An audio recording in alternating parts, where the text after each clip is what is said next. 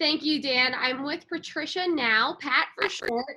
And Patricia, you're going to fill us in first on what Equilibrium's mission statement is and what the goal of this program is, right? Well, Equilibrium is a therapeutic horseback riding program for individuals with special needs.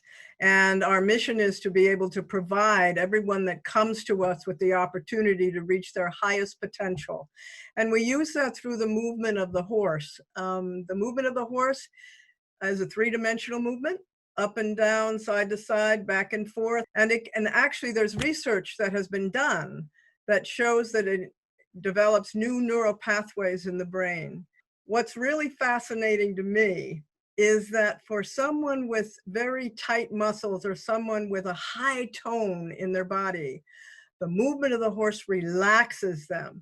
But for someone that has a low tone in their body, it increases the tone. So the movement is, we kind of look at it almost as magic, but it isn't. But it does create a lot of difference for people with disabilities and people with emotional and social issues. We're moving more and more into that area because of the bonding that occurs between the horse and the individual. I never would have thought of using a horse to maintain those types of goals. Unfortunately, because of the pandemic, those in-person sessions had to stop because of safety reasons. So it's expensive to take care of horses, and I know you have more than just a couple. So how did your organization survive during the pandemic? Well, we have 10 horses and 2 minis. And yes, we were concerned about how we were going to be able to afford to stay. The use of the time was very important to us too. Although we had cut back on the hours for our staff, we were able to utilize that time to keep the horses fit and in condition. What we did was we had the instructors come and exercise the horses, continue their training, and we also used the instructors' children as quote guinea pigs, or as as our examples, to practice all of the COVID-19 procedures.